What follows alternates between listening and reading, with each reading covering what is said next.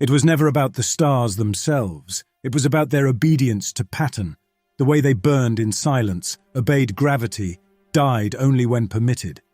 For centuries we mistook that obedience for permanence. Now, I know better. Stars forget too, and when they do not flicker out. They vanish in ways that discredit physics and memory alike. The terminal in front of me repeated a lie. Messier 110, Array Node 12, Sector Delta 9. Status, observation normal. I watched that line for a long time before moving. Not because I believed it, but because disbelief changes nothing.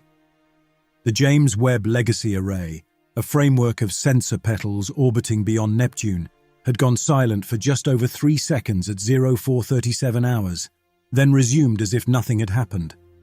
No alert or error code, just continuity, as if the universe itself had blinked.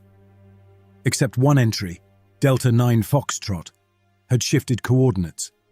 A red giant, once logged at right ascension 0 hours, 40 minutes, 30.2 seconds, and declination plus 41 degrees, 41 minutes, 14 seconds, now appeared slightly offset, by just 7/1000ths of an arcsecond.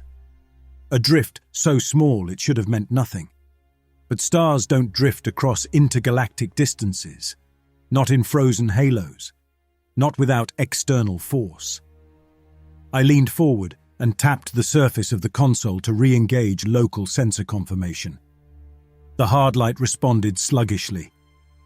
Outside my viewport, the stars were motionless, preserved by the orbital compartment's auto-polarized shielding. Just the textureless field of space, stretched and insincere. My name is Dr. Edward Merritt Cross. I was once the Director of Exotic Propulsion Systems at the Joint Applied Propulsion Institute. Now I live 3 kilometers above the Pacific L5 logistics spine, in a sealed compartment that hums only when the world below needs something explained. Today they needed an explanation I no longer had. The anomaly was real. The star had moved, and I knew exactly which system it belonged to. Messier 110.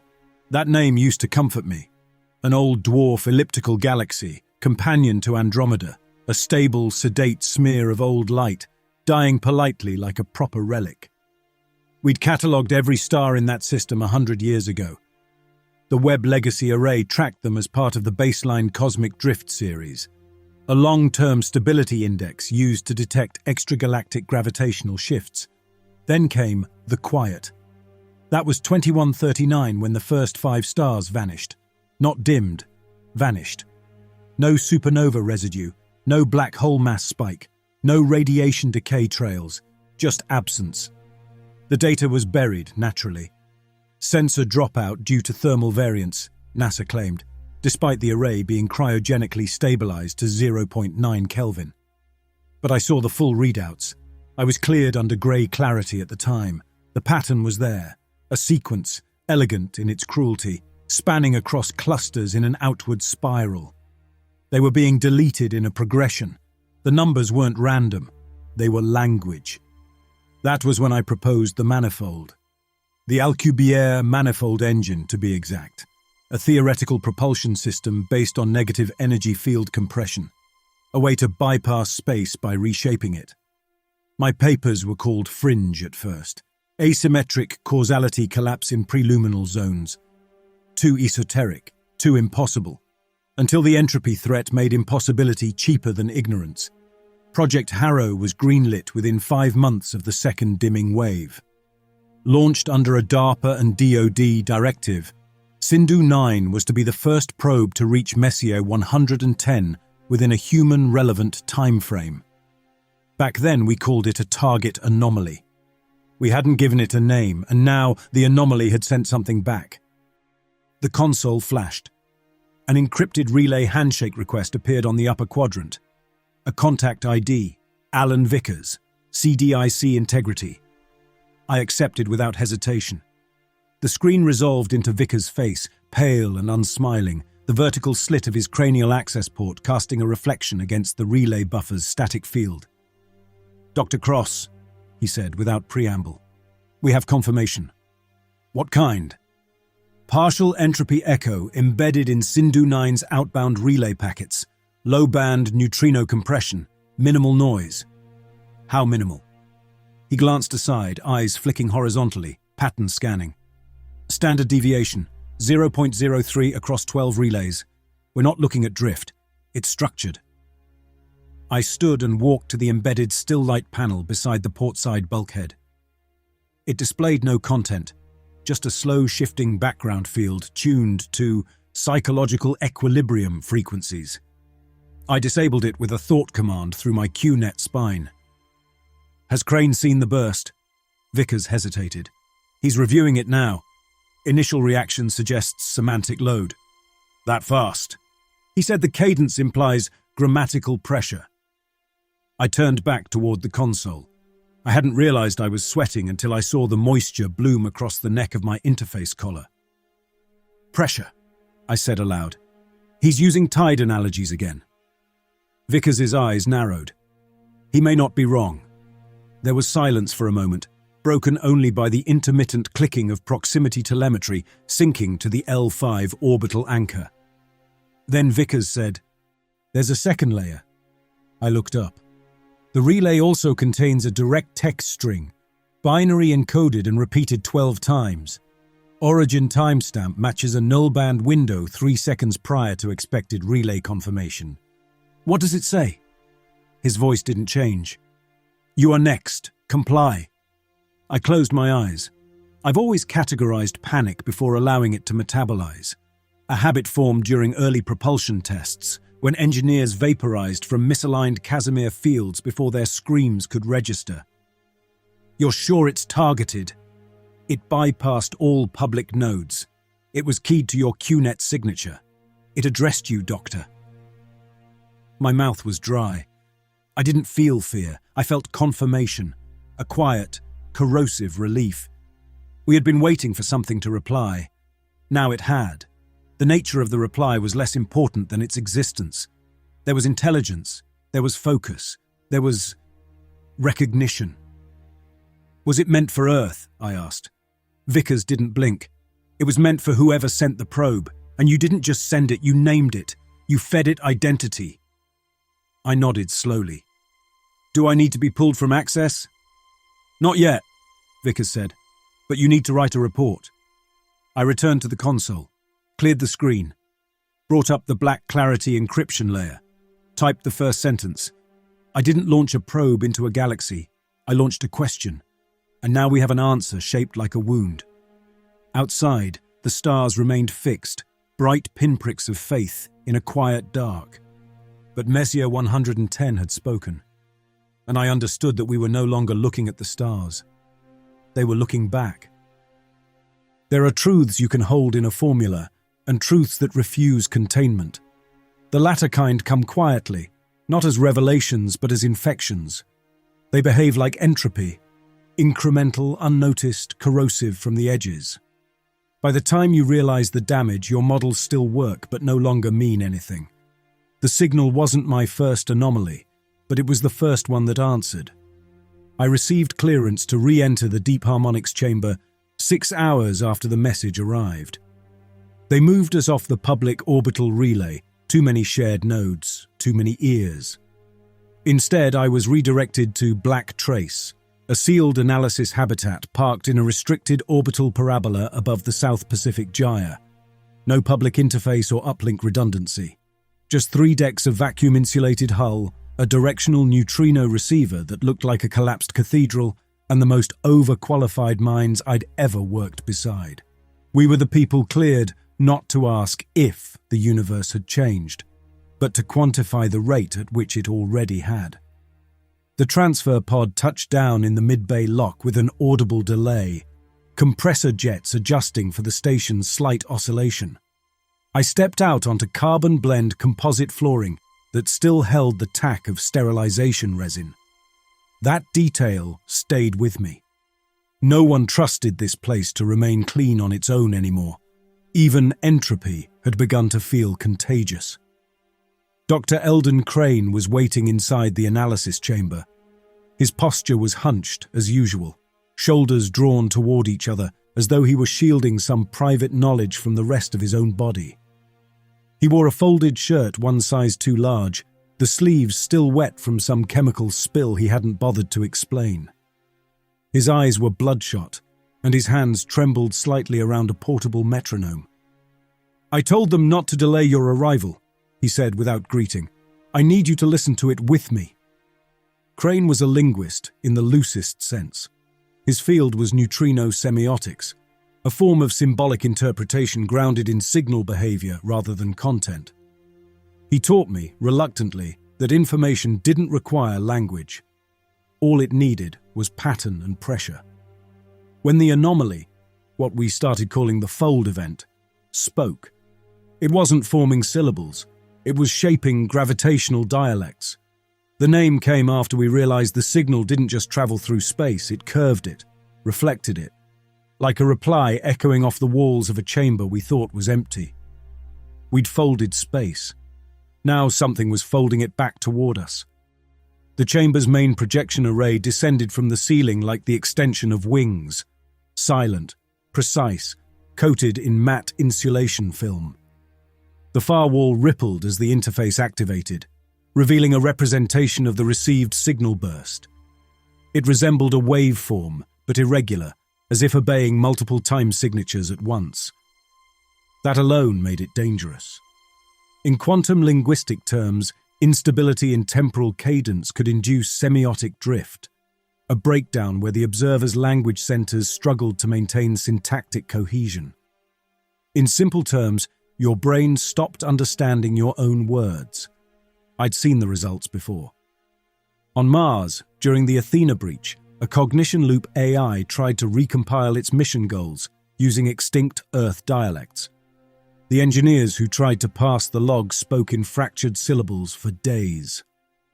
Crane had been brought in to stabilize them. He barely succeeded. Now, he was playing back the message in slow bursts, using filtered audio conversion, not for meaning but for what he called intent shape. The sound that emerged was low, not a tone or a frequency. It felt subtractive, as though something were cancelling the room's soundscape in measured intervals and leaving a void behind each moment. "It's recursive," Crane said. "I've filtered out the harmonics. What's left shouldn't carry semantic load, but it still induces interpretive pressure." I frowned. Interpretive pressure wasn't a phrase I liked. In his field, it referred to the sensation of meaning even when no content could be proven, like hearing your name in white noise. It suggested something inside you wanted to understand more than it wanted to survive uncertainty. "What do you feel when you hear it?" I asked. Crane blinked, then gave a twitch of the mouth I couldn't quite read. "It's not what I feel. It's how I prepare to feel. It compels readiness." He stepped back and tapped a symbol into his handheld. The waveform collapsed, folded, and reassembled into a simple binary output, a repeating string. "You are next. Comply." Seeing it again didn't unsettle me. What unsettled me was the exact spacing. Identical, across 12 cycles. Binary compression can tolerate noise, yet there was none. Each sequence arrived with perfect fidelity. The entropy field surrounding Messier 110 should have garbled the packet. It didn't. That told us something we didn't want to say aloud. Someone wanted to be heard. "It's not just a message," Crane said. "It's a grammatical event, a structure imposed on the transmission layer, like scaffolding." "For what?" He looked at me. "For what comes next." The door opened behind us and I turned.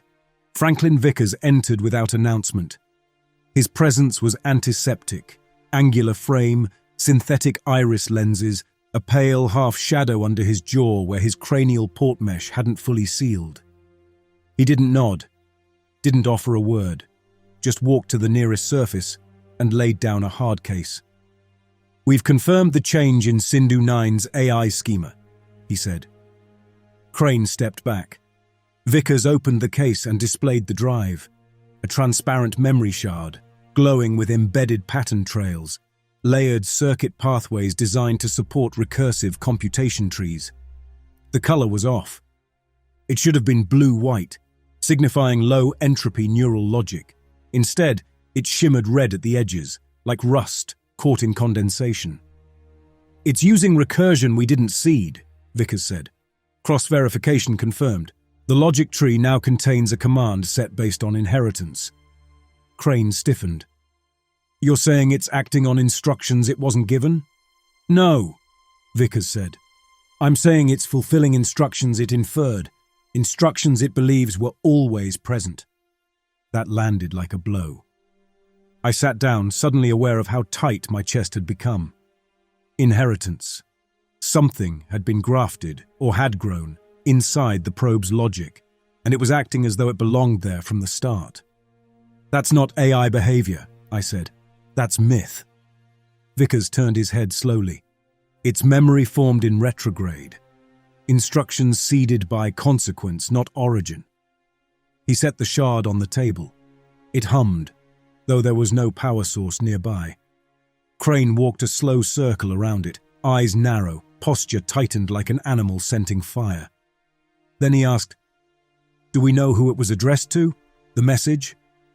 Vickers didn't look away from me. "We do." I nodded. "It keyed to my QNet spine." Crane blinked twice. "It addressed you?" I nodded again. Crane didn't ask why. He just took a slow breath, touched his metronome, and reset the beat. Watching the shard, I remembered designing Sindhu 9's internal logic myself. Every heuristic seeded, every behavioral flaw locked in. It was meant to be a sensor, an observer. It was never meant to interpret beyond its scope. And now it believed it had been spoken to.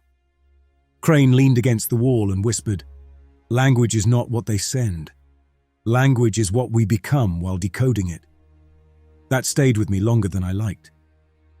Hours later, I descended to the lower deck, to a containment cell sealed by triple-insulated airlock and monitored by layered biometric tracking. This is where they kept Noah Wells, former Red Spiral operative. One of the first quietened we ever captured intact. He'd been part of an entropy ritual in a restricted interference zone near Arcology 12, tried to listen to the dead stars, according to his intake transcript. Most of the others were brain dead by the time containment units arrived. Wells wasn't. He surrendered without resistance, then stopped speaking entirely. That was almost 2 years ago. No one could explain why he survived, or why he could detect entropy fluctuations before our instruments could.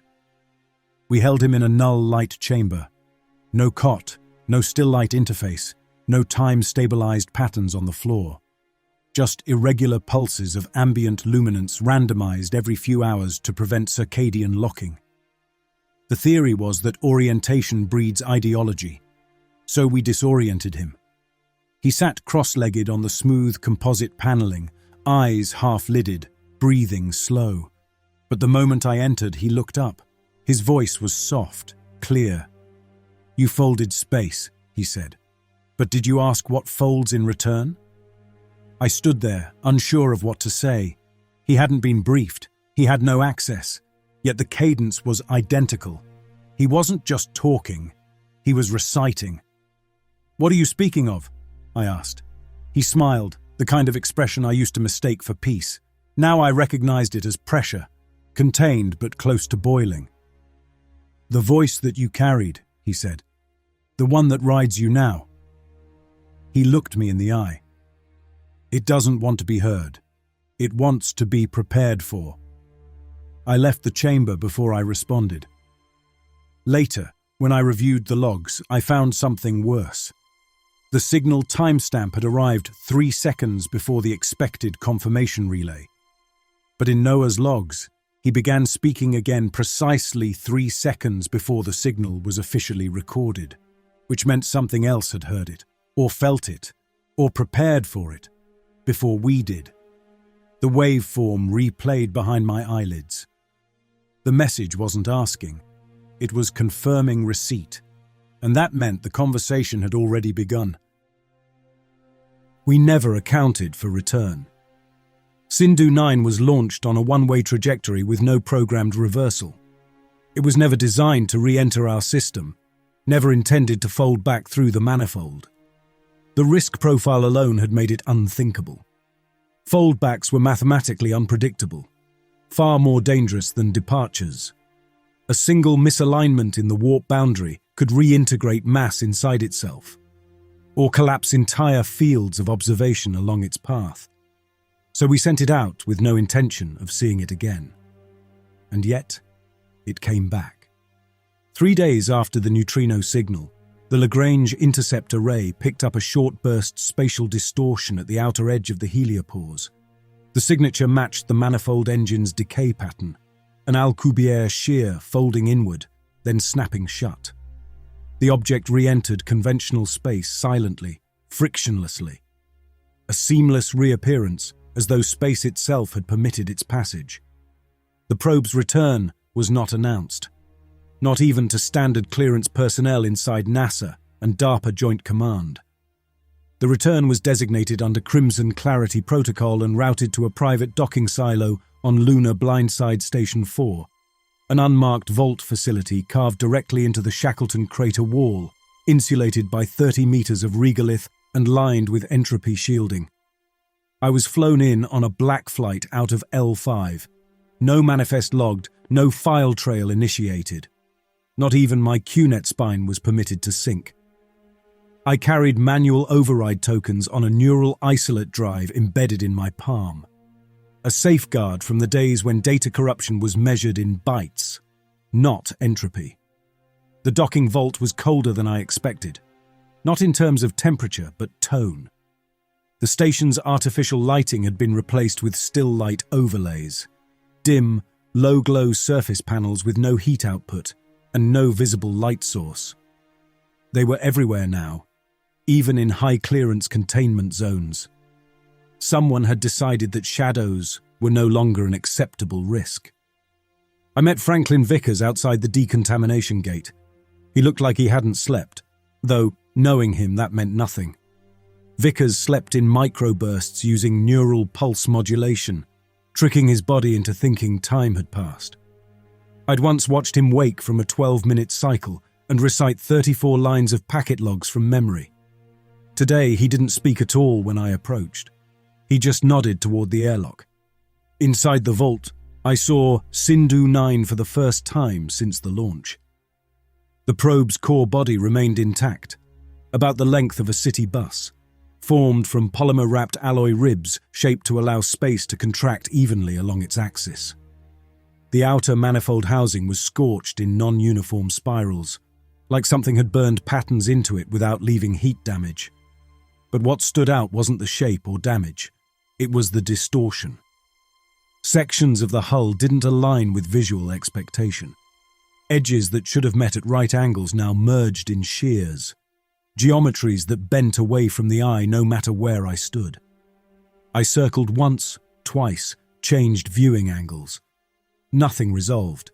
It wasn't optical illusion. It was topological misalignment.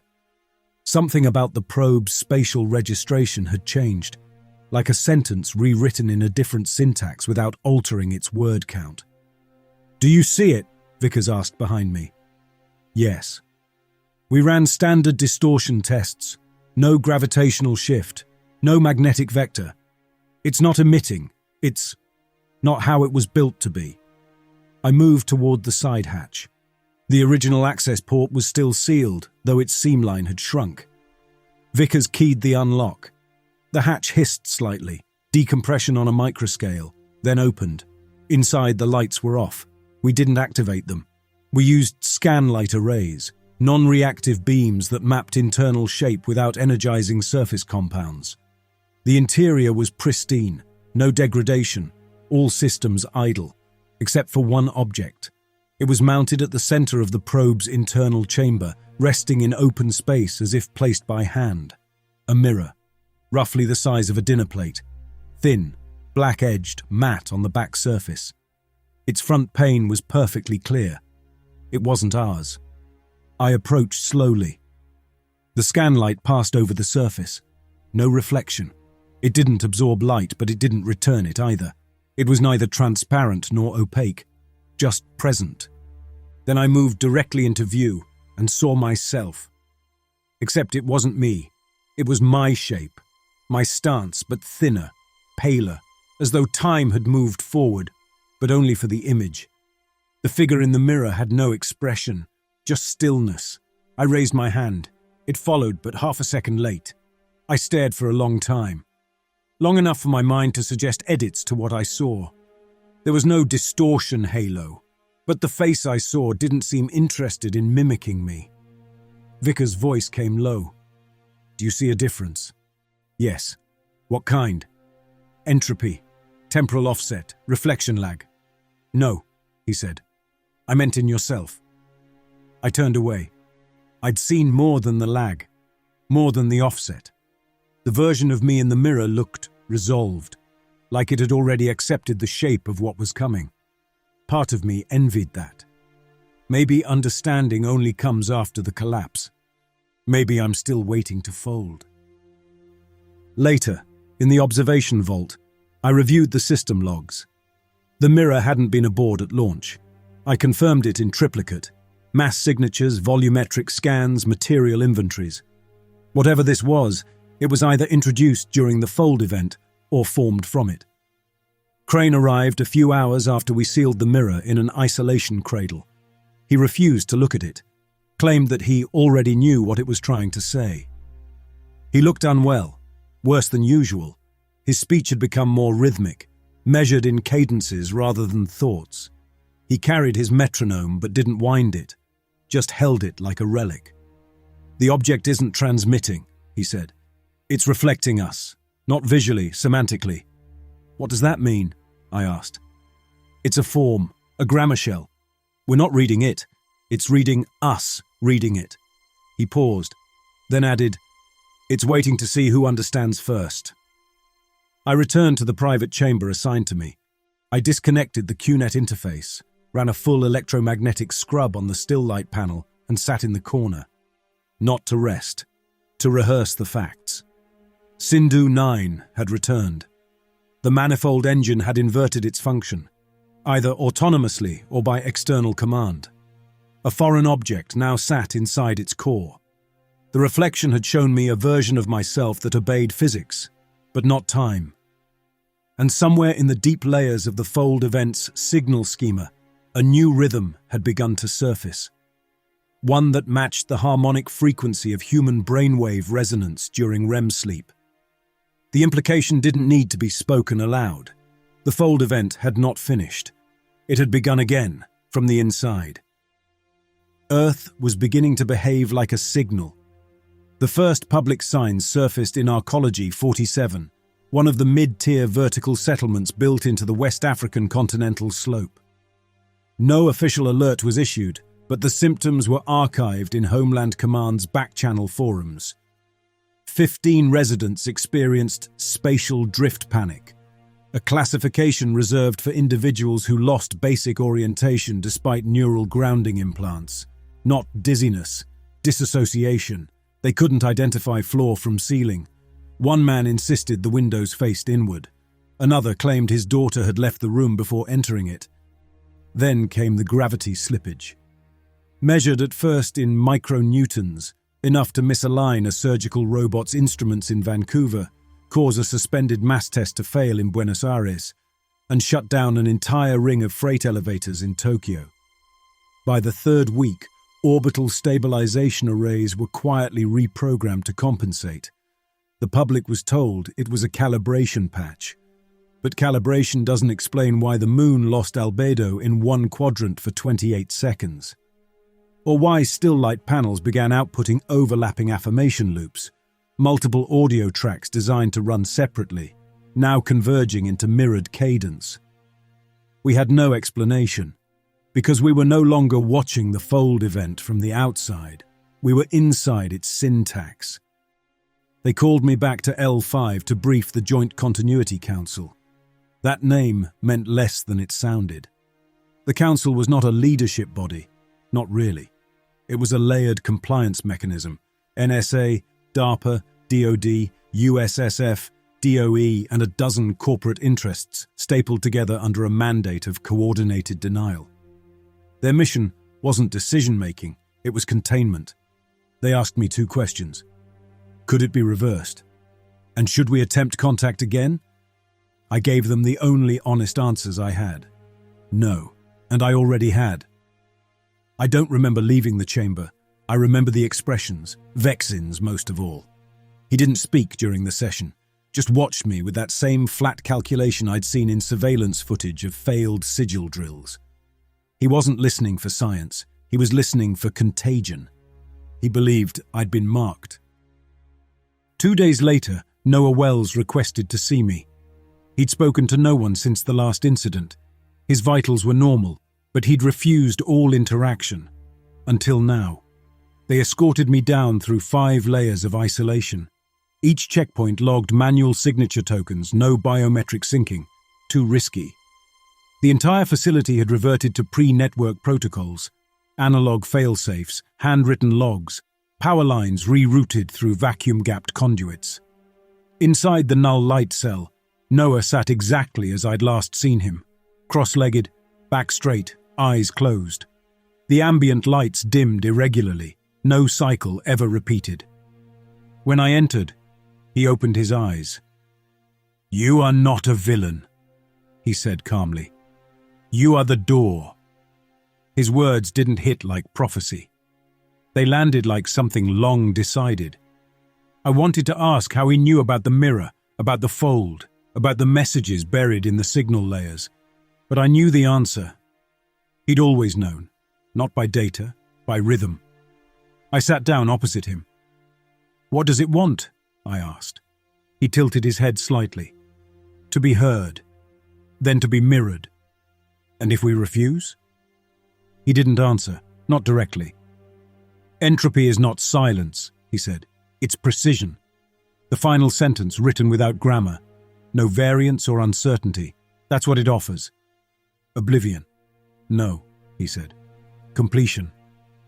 He reached into the folds of his clothing, standard issue nanoweave, neutral grey, and withdrew something wrapped in a preservation cloth. When he unwrapped it, I recognized the object immediately.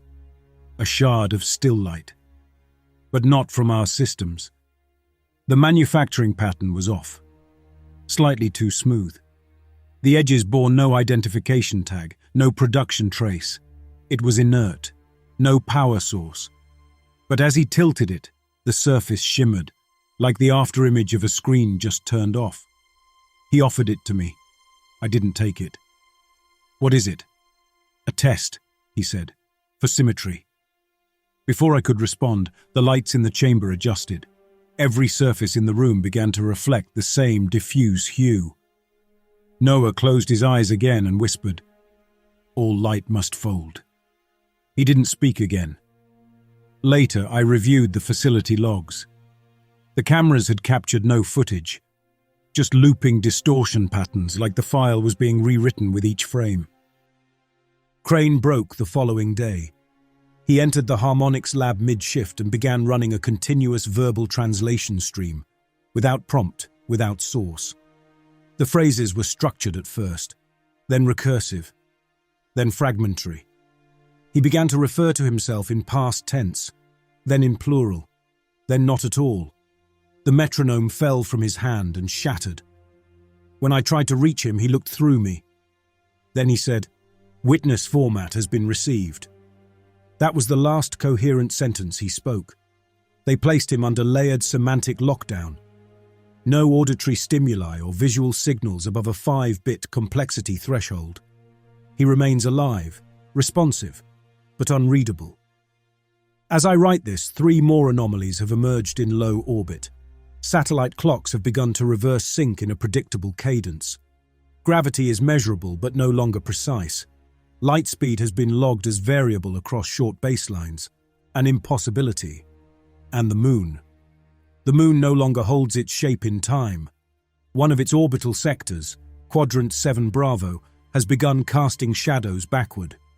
The observation logs were sealed by Sigil Command. Vexin didn't explain. He didn't need to. We both knew what it meant. The fold wasn't just active, it was migrating. The last conversation I had with Vexin was brief. He told me the rogue factions inside DARPA and Skyworks had activated a secondary jump array, another Alcubierre system, manned. I wasn't asked to consult. I wasn't even asked to sign off. I was told after the departure window had begun. A stripped-down launch protocol coded for entropy alignment, with a neural core AI trained on recursive theological grammar. They weren't trying to destroy it. They were trying to meet it. I asked Vexin if he planned to stop them. His answer was final. Understanding doesn't guarantee survival. Containment does. Then he left the room. I sat alone in the observation cradle. The mirror was there, still sealed in its vault, still unreadable. I stared at my reflection. It didn't stare back. It waited. I don't remember how long I sat there. There was no clock in the cradle, no still light overlay or environmental cues.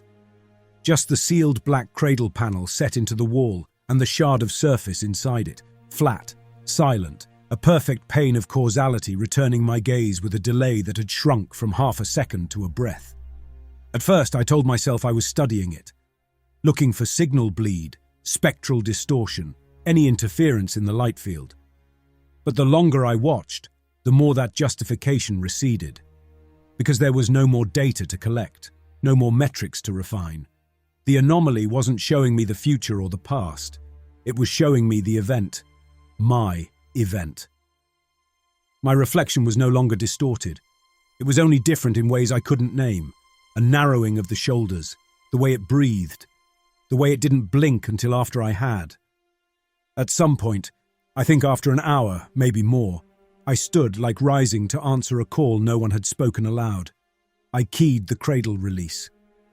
The seal lifted with a sharp, dry hiss, the sound of a lock admitting it had failed. The panel withdrew into the wall, revealing the mirror fully for the first time since its recovery. Up close, it looked smaller than I remembered, less like a shard, more like a window that hadn't yet decided what to show. I approached. My reflection met me, late but not confused. It tilted its head first, I followed. Then I reversed it. It didn't correct.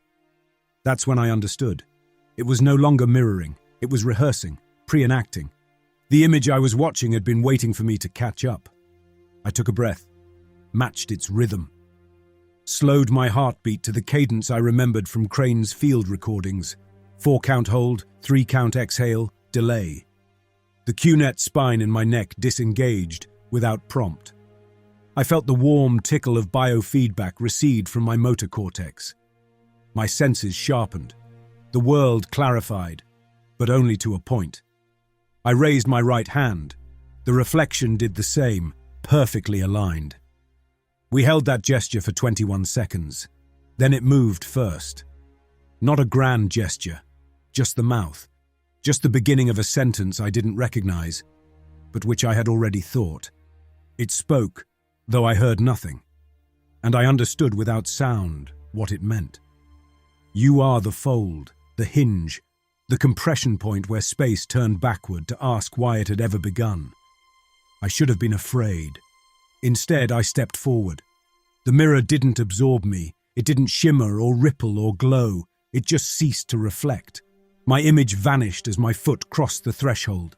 One step, then another. I reached the surface and it no longer showed anything. Just a matte, depthless black. I remember the last thing I thought. Not a revelation, just a shape. An event folded in on itself. A loop sealed by observation. A question that can no longer escape because it now contains its own answer. I don't know if I moved through the mirror, or if it moved through me. But I am not gone. I am still here. Locked below the lunar regolith, inside the lowest archive chamber, there is a vault sealed in full quantum isolation. Inside that vault, a body sits motionless in a suspended posture, eyes open, breath shallow, brain activity reduced to a rhythmic low-band hum. The vault's biometric monitors continue to function. Only one field fluctuates, time vector. It oscillates, slower each week. No one is assigned to monitor it anymore. No one speaks of the fold event in present tense.